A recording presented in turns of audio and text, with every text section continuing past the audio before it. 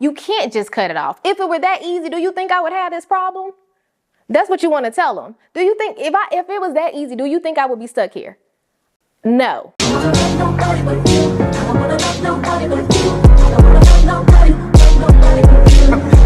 It's not hard to let go because you don't know how much it's hurting you. It's hard because you love it.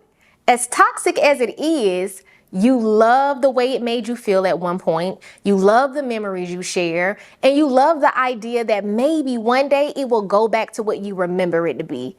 And I think that's the part that people brush over when they tell us, just get over it, let it go, it's not good for you.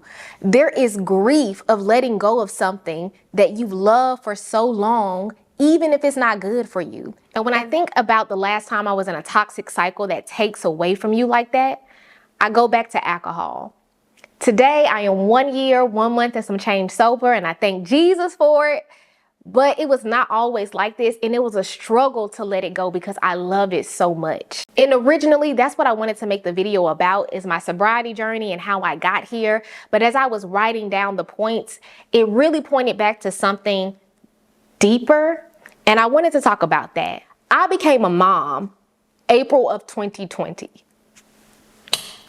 I'm sorry. Like the man said, cut the camera. Give me a moment. I became a mom April 2020 at the peak of the pandemic. And I was dealing with the fact that my baby came 2 months early, had to spend some time in the NICU, could not have visitors or family in the hospital during the birth when I came home. And so when we did get home with our healthy baby, thank you, Jesus, we were by ourselves. And in true extrovert form, I was going stir crazy, and I was also postpartum. And I was looking for a relief, and I was looking for some excitement, and I turned to alcohol. And I want to be honest, during that time, alcohol was great. I loved it. We was locked in because it was giving me the relief I was looking for. It was giving me a way to just unwind and relax and deal with all my new responsibilities as a mom and then the state of the world. And I really just loved the way it made me feel as I was going through these challenging moments. But slowly it started to become a dependency. And on top of that, I wasn't feeling great. I was waking up, not in my best state of mind, not fully there, focus, clarity, didn't look good. I showed y'all what those pictures look like. It wasn't helping me the way I thought it did in the beginning, or the way it was in the beginning. It started to become a burden. However, I was in this toxic cycle that I didn't want to let it go. The only reason I was doing it and kept doing it is because I had been doing it. I had no other proof or reason besides the fact that this is what I've been doing. So I'm gonna keep doing it. And I wasn't leaving any room for God to come in and do something different, because I had made up my mind that familiar and safe is where I wanted to keep it. And you're probably tired too. And you're sticking around not because it's good, but because it's so familiar. And you ask yourself, what if negative statement? But what if it's the best decision you ever made? What if this is exactly what you've been waiting on? What if this is the step that you needed to take? And the only way you find out is if you make that move, because God has something great waiting on the other side of obedience. And the enemy has such a way of whispering to you and making you feel unworthy of something better. And like you've gone too far, like it's out of the question for you. And I know for me, it's like, how did you let yourself get here? Why would you even be in this predicament? What do you think is going to be different this time? All of these questions and doubt start coming into your mind when you want to make a new decision. And that's just the enemy trying to keep you stuck in a place he knows that you're not supposed to be. And what I've learned about God is he will sit in that familiar with you as long as he needs to. Not because you're supposed to be there, but because he's not going to move until he gets your yes. He is so loving, so kind, so patient that he is not going to rush you to be where you don't want to be yet. And I think about the prodigal son and how he did all that he did. And when he was ready to come home, his dad was standing right there with open arms. He didn't ask no questions. He didn't shame him out. He didn't judge him. He just said, welcome, let's throw a party, let's celebrate. And that is the encouragement that you and I get to share in today.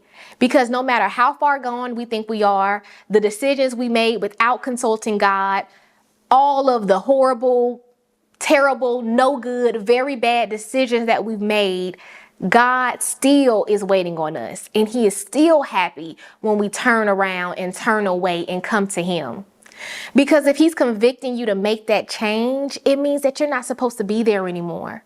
And that is what hurts us the most, when we identify that maybe we have moved. We have repositioned our lives in a way that doesn't make space for that thing anymore. And that makes us even sadder about letting it go, because quite frankly, it didn't do anything. That person didn't change. That person's always been like that. That job has always been bad. Alcohol has always been poison. But we are growing, we are changing, we are renewing. God is restoring us. And because of that, it no longer serves us, and it's time to move on. And before I fully surrendered, I had got to a point where I was like trying to bargain with God. I'm like, I'm not going to drink, but when it's a wedding, when I'm on vacation, it's a birthday party, it's a celebration, something fun is going on, that's when I'll have a drink. But if you are an extrovert like me, then something is always happening. And that was like every weekend. So I'm like, this is not working. So I got tired of being tired, of feeling shame and guilt and overwhelmed and exhausted. And I just said, you know what, God, just take it. I surrender this thing to you.